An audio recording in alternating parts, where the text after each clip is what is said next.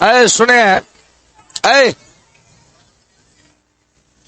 Look here, इधर देखिए, हमारे तरफ देखिएगा तो बहुत सारे कष्ट दूर हो जाएंगे। समझिए, हम पढ़ाने जा रहे हैं आज परिवहन। परिवहन मतलब ट्रांसपोर्टेशन। अरे लड़का, बायोलॉजी का यह तीसरा नंबर चैप्टर है और 2 दिन में, आज और अगले सप्ताह में 2 दिन लगाऊंगा और 2 दिन में आपको यह चैप्टर समाप्त करके दिखाऊंगा। समझिए, पहले पूरा बात समझ लीजिए, उसके बाद मैं इसमें आगे विवेचना करूंगा। पहले हमें यह तो जानना है कि परिवहन क्या है। परिवहन, जैसे अगर आपसे कहा जाए कि आपको मिर्जापुर से जाना है छपरा और छपरा से कुछ सामान लेकर फिर मिर्जापुर आना है, तो आप क्या कहिएगा कि सर कोई सवारी है क्या? कहिएगा ना कि कोई सवारी है क्या, यहां से मिर्जापुर जाने का, मिर्जापुर से छपरा जाने का और मिर्जापुर से यहां आने का। अगर कोई वस्तु को आप यहां से मिर्जापुर से ले जाकर आप छपरा ले जाते हैं और फिर दूसरे वस्तु को आप पुनः छपरा से मिर्जापुर लाते हैं, तो यह क्रिया क्या कहलाएगी? परिवहन। एक क्रिया क्या कहलाएगी? क्या हमारे शरीर के भीतर या पेड़ पौधों के भीतर जो है, मुझे बता पाओगे क्या टेम्पो बस चलेगा? शरीर के भीतर टेम्पो बस चलेगा? तो भाई परिवहन इसमें है क्या? तो इसमें क्या है कि हमें विभिन्न प्रकार की जरूरतें होती हैं। हमारे शरीर को, जो सजीव है, उसको विभिन्न प्रकार की आवश्यक तत्व चाहिए। आपको विटामिन चाहिए, मिनरल्स चाहिए, कार्बोहाइड्रेट चाहिए, प्रोटीन चाहिए, वसा चाहिए, चाहिए ना?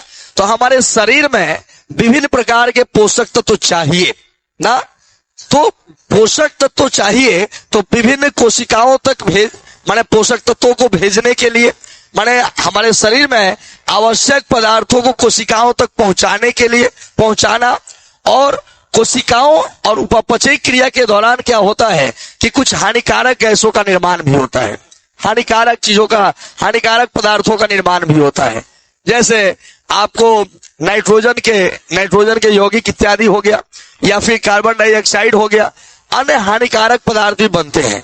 तो अच्छे पदार्थ को, आवश्यक पदार्थ को शरीर के विभिन्न कोशिकाओं तक ले जाना और शरीर के विभिन्न कोशिकाओं से हानिकारक और अनावश्यक पदार्थों को उनके गंतव्य स्थान तक ले आने की क्रिया को परिवहन कहते हैं। जैसे हमें जो चीज आवश्यक है हमारे शरीर में, हमारे बॉडी में जो कुछ भी आवश्यक है, उसको हमें विभिन्न कोशिकाओं तक ले जाना और कोशिकाओं से हानिकारक पदार्थ गंतव्य स्थान तक ले आने की जो क्रिया है वह क्या है? अब देखो, पूरे उपापचयी क्रिया के दौरान जो है हमारे शरीर में विभिन्न प्रकार के हानिकारक पदार्थ कैसे बनेंगे? जैसे कार्बन डाइऑक्साइड हो गया, ये बनेगा, ये क्या है? हमारे लिए हानिकारक पदार्थ है। हानिकारक पदार्थ है ना भाई, तो हानिकारक पदार्थ है तो यह रक्त के माध्यम से आता है कहाँ? फेफड़ा। फेफड़ा से कहाँ जाएगा? फेफड़ा से, सॉरी, हृदय में पहले आएगा और हृदय से कहाँ जाएगा? फेफड़ा में। तो ये हानिकारक पदार्थ को फेफड़ा में लाया, हृदय में लाया, उसके बाद फेफड़ा में लाया। उसी प्रकार से हमें जो आवश्यक चीज है, जैसे ऑक्सीजन है, तो ऑक्सीजन को कहाँ लेकर जाएगा? कोशिकाओं के पास। कोई विटामिन है, आवश्यक पदार्थ है, उसको कोशिकाओं तक ले जाना और कोशिकाओं से अनावश्यक पदार्थों को उनके गंतव्य स्थान तक ले जाने की जो क्रिया है, उसी का नाम क्या है? परिवहन है। समझने वाली बात यह है कि भाई पहले पौधों में परिवहन की क्रिया समझ लें। पौधों में क्या होता है ना, जनरली बेसिकली, कि पौधों में जो छोटे, जो सरल बहुकोशिकीय पौधे होते हैं, सरल का मतलब होता है जिनकी संरचना बहुत ही आसान है, उनमें छोटे छोटे जो पेड़ पौधे होते हैं, उसमें जो होता है परिवहन की क्रिया, वह होता है विसरण क्रिया द्वारा।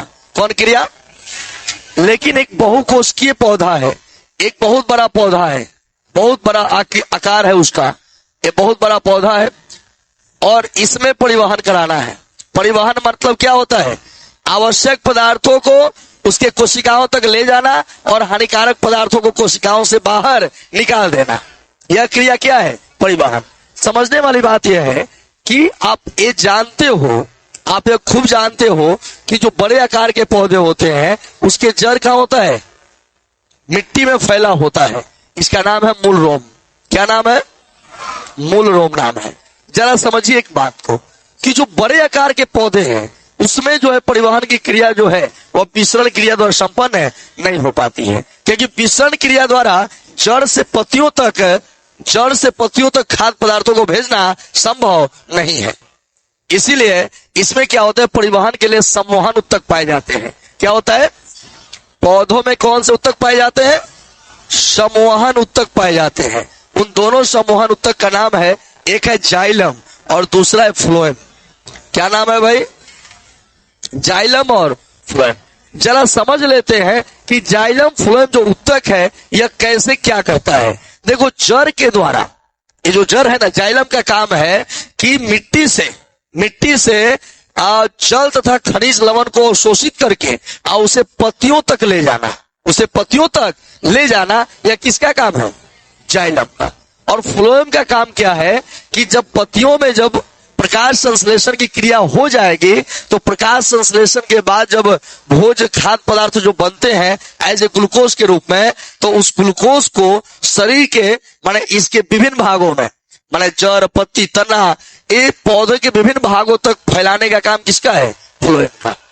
एक क्या करता है कि जमीन से जल और खनिज लवण लेकर जाता है, कहां, पत्तियों तक ले जाता है। कहां ले जाता है, उसका नाम क्या है, जाइलम नाम है। क्या नाम है।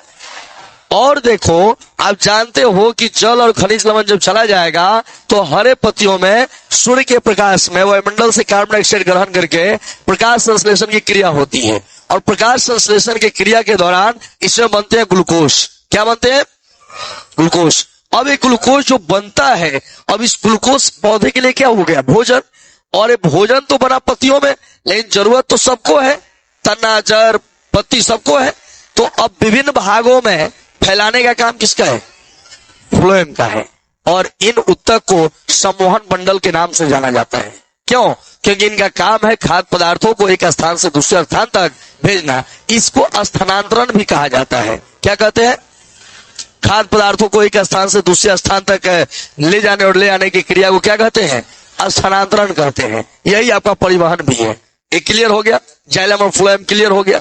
अब एक और बात है कि भाई, अच्छा, जमीन से पत्तियों तक जाइलम कैसे लेकर चला जाता है, एक कैसे लेकर चला जाएगा भाई, यहां से वहां ले जाना है, कैसे लेकर चला जाएगा ना। तो देखो, होता क्या है कि जो जमीन में जो पानी और खनिज लवण है, इसका परासरण दाब कम होता है। परासरण दाब क्या होता है, इसके ऊपर जो है मूल रोम है। क्या है, मूल रोम। इसमें कोशिका रस का, मूल रोम के कोशिका में कोशिका रस का परासरण दाब क्या होता है, ज्यादा। परासरण दाब क्या होता है, ज्यादा होता है।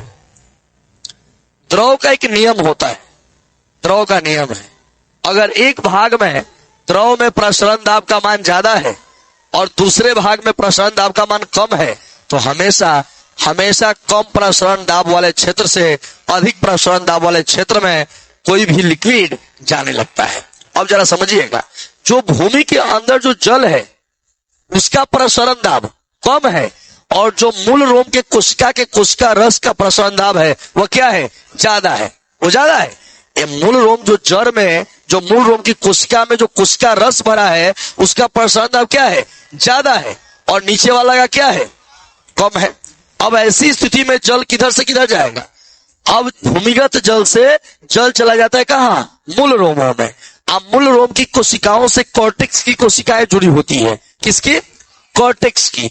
अब जैसे ही मूल रोम की कोशिकाओं में जल आता है, यह स्फीति में आ जाता है। स्फीति मतलब इसमें इसका प्रसरण दाब कम हो जाता है। जब जल बढ़ेगा तो प्रसरण दाब क्या होगा, कम। पहले मूल रोम में प्रसरण दाब क्या था, ज्यादा था, लेकिन पानी जैसे ही ऊपर चढ़ा, अब उसमें मूल रोम की कोशिकाओं में जब पानी आ गया तो प्रसरण दाब क्या हो गया, कम हो गया। और इसके ऊपर जो कॉर्टेक्स की कोशिकाएं इससे जो जुड़ी है, उसका प्रसरण दाब क्या हो गया, अधिक हो गया। इसका क्या हो गया, कम। तो अब क्या होगा, मूल रोम की कोशिकाओं से जल कहां जाएगा, कॉर्टेक्स की कोशिकाओं में। कॉर्टेक्स की कोशिकाओं में ऐसे ही एक कोशिका से दूसरी कोशिका में होते हुए जाइलम के भीतर जो है एक जल स्तंभ बन जाता है, जिससे जल जो है वह जड़ से लेकर पत्तियों तक आसानी से चढ़ जाता है। बात क्लियर है, स्पष्ट है। इस प्रकार से जाइलम जो है यह पूरा क्या करता है, फैला देता है। अब देखो, अब बात आएगी एक फ्लोएम को लेकर कि भाई फ्लोएम कैसे फैला देता है, फ्लोएम कैसे फैला देता है। तो देखो फ्लोएम क्या होता है, फ्लोएम में चालनी कोशिकाएं होती है। क्या होती है? हालांकि नलिका के आकार की होती है, लेकिन इसमें चालनी कोशिकाएं होती है और इसमें अनेक छिद्र होते हैं। क्या होते हैं भाई? और उन छिद्रों से जो खाद्य पदार्थ हैं वो गिरते हैं, फिर दूसरे चालनी कोशिकाओं में जाते हैं और उस चालनी कोशिका से फिर दूसरे चालनी कोशिकाओं में जाते हैं। इस प्रकार पेड़ पौधा के विभिन्न भागों में खाद्य पदार्थों का वितरण हो जाता है। तो आपने समझा कि जाइलम के द्वारा जल जो है वो पत्तियों तक कैसे जाता है और फ्लोएम कैसे उसको फैला देता है ना। आपको मैं स्पष्ट कर दूं जो मैंने समझाया। सबसे पहले परिवहन क्या है। देखो बायोलॉजी को अगर मन से समझना है तो आपको सिर्फ शिक्षक की बात को ध्यान से समझना है, अगर रटना है तो कोई बात नहीं। इसी में आपको हृदय के बारे में पढ़ाया जाएगा, हार्ट के बारे में पढ़ाया जाएगा कि रक्त कैसे जाता है। आज हम रक्त के क्लास भी आपको देंगे कि रक्त के जो दो भाग होते हैं, एक तरल भाग और एक ठोस भाग होते हैं, एक प्लाज्मा भाग है और दूसरा आरबीसी, डब्ल्यूबीसी और पट्टिकानो, उसके बारे में भी आज पूरा चर्चा होगा। लेकिन पहले पौधों में परिवहन की चर्चा हो जाएगा, उसके बाद होगा। तो सबसे पहले मैंने आपको क्या बताया, परिवहन। परिवहन क्या है? जीवों के शरीर में, ध्यान दीजिएगा, जीवों के शरीर में आवश्यक पदार्थों को विभिन्न कोशिकाओं तक पहुंचाना और विभिन्न कोशिकाओं से हानिकारक और अनावश्यक पदार्थों को उनके गंतव्य स्थान तक पहुंचाने की क्रिया को क्या कहते हैं? जैसे हमारे शरीर में नाइट्रोजनी पदार्थ बनते हैं। क्या बनते हैं? और नाइट्रोजनी पदार्थ जो है मूत्र के द्वारा बाहर निकलते हैं ना। तो पहले जो है, जो मूत्र के पास जब आता है तो वहां एक थैली का आकार का होता है, उसमें पेशाब जो है, मूत्र जो है इकट्ठा होता है। क्या होता है? इकट्ठा, जो समय समय पर हमें एहसास होता है कि हमें यह करना चाहिए। कभी कभी एहसास नहीं होता है तो फिर से पैंट बदलना पड़ता है। और ये बात बच्चों में होती है और पुराने लोगों में होती है, उसको सेंस नहीं आएगा। या जिसको शुगर का बीमारी हो जाएगा, शुगर और किडनी खराब होने का यह लक्षण मैं बता दूं। शुगर के जो बीमारियां आदमी होंगे वो अबगे आएंगे पेशाब करके और लगेगा कि अब वही फेल लागल बा, बुझा कि शुगर के लक्षण है। आना तो किडनी का बा गड़बड़ाता, आना तो शुगर के लक्षण में दू गो में से एगो बा। डॉक्टर से सलाह लेवे के चाहिए कि भाई अभी कैसे सोल्यूशन करे के चाहिए ना। अब सुनो, परिवहन एक जटिल चैप्टर है, मैं प्रयास कर रहा हूं कि इसको आसान भाषा में समझाया जाए। अब तक परिवहन का मतलब तू हेंग समझो, हेंग समझो। कूड़ा आला आया, कचरा निकालो। देखो, कूड़ा वाला आया, कचरा निकालो। अब देखो जरा, कचरा निकालो। और फ्लिपकार्ट वाला आया, पैसा निकालो। अब देखो, अब दोनों में अंदर समझो। फ्लिपकार्ट वाला आया है, पैसा निकालो, तो फ्लिपकार्ट से उपयोगी चीज मंगाए हो कि हानिकारक चीज? उपयोगी। कचरा निकालो, ये क्या है? तो फ्लिपकार्ट से सामान लाना और कचरादानी में भेज देना, यह क्रिया क्या है? परिवहन। अब हमरा चाहिए ऑक्सीजन, क्या चाहिए?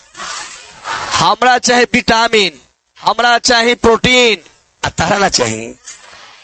हमरा चाहिए कार्बोहाइड्रेट। इस सब चीज के कोशिका तक हमरा पहुंचावे के, हमार कोशिका में जितना खराब चीज बनल बा, नाइट्रोजनी पदार्थ बनल बा, चाहे अगर वो कार्बन डाइऑक्साइड बनावल बा, ये सब के गंतव्य स्थान पर जहां पहुंचावे के वहां पहुंचावे के, इस घटना के नाम का परिवहन। क्या नाम है? परिवहन नाम है इसका। क्लियर है भाल वाचे? अब बात यह है, मनुष्य की बात नहीं कर रहे हैं हम, बात करें पहले पौधों का। मनुष्य का बात करेंगे तो रक्त की बात होगी, रक्त केशिका की बात होगी और हृदय की बात होगी। ये तीनों मिलकर जो तंत्र का निर्माण करते हैं और परिवहन तंत्र कहलाता है, या फिर रक्त परिसंचरण तंत्र कहा जाता है। इसे ये अलग मैटर हो गया। पहले पौधों में समझा जाए। जो छोटहन पौधा बा, ओकरा में खाद्य पदार्थों का परिवहन किसके द्वारा होता है? विसरण द्वारा। किसके द्वारा? लेकिन जो बड़ा पौधा है, जो बहुकोशिकीय जटिल संरचना वाला जो पौधा है, उसमें उसमें खाद्य पदार्थों का परिवहन जो होता है वह किसके द्वारा होता है? सम्मोहन उत्तक द्वारा। किसके द्वारा? सम्मोहन उत्तक द्वारा। और सम्मोहन उत्तक होते हैं दो प्रकार के, एक होते हैं जाइलम और एक होते हैं, दोनों नलिका की तरह होते हैं। दोनों किसकी तरह होते हैं? दोनों नलिका की तरह होते हैं। एक का काम है जड़, एक का काम है जमीन से खनिज लवण तथा जल को प्राप्त करके पत्तियों तक पहुंचाने का काम किसका है ना? वैसा सम्मोहन उत्तक, पौधों के भीतर उपस्थित वैसा सम्मोहन उत्तक जो जमीन से खनिज लवण और जल को शोषित कर पत्तियों तक पहुंचाता है, जाइलम उत्तक कहलाता है। फ्लोएम क्या है? प्रकाश संश्लेषण के बाद बनने वाले खाद्य पदार्थों को विभिन्न भागों तक, पौधों के विभिन्न अंगों तक पहुंचाने वाले उत्तक को फ्लोएम उत्तक कहा जाता है। क्या कहते हैं? जाइलम में आप एक बात समझ लीजिए कि भाई जाइलम में होता क्या है। देखो, जाइलम उत्तक वाहिकाएं और वाहिनिकाएं से मिलकर बना होता है। इसमें वाहिकाएं और वाहिनिकाएं होते हैं, और वाहिकाएं जो होते हैं ना वो बेलनाकार संरचना में होते हैं, जिसमें कोशिका एक के ऊपर एक होता है, और ये सभी कोशिका भित्ति से अलग होते हैं। जब क्या होता है ना कि जल जमीन से पत्तियों तक जाता है तो कोशिका भित्ति गल जाता है और एक पाइप जैसा बन जाता है। क्या हो जाता है? एक पाइप जैसा बन जाता है। और पाइप जैसा बन जाता है जिससे जड़ से जमीन लवण और जल, जो खनिज लवण और जल कहाँ चला जाता है? पत्तियों में। नहीं जाने का खेला कैसे है? कहा जाएगा कि जाइलम का कार्य जो है यहाँ मिट्टी से, जमीन से क्या खनिज लवण और जल को शोषित करके कहाँ पहुंचाना है? इसमें जड़ में मूल रोम निकले होते हैं। जड़ के मूल रोम का, जो मूल रोम के कोशिकाओं का जो कोशिका रस है उसका प्रसारण दाब क्या होता है? ज्यादा। जबकि जमीन में जल का प्रसारण दाब क्या होता है?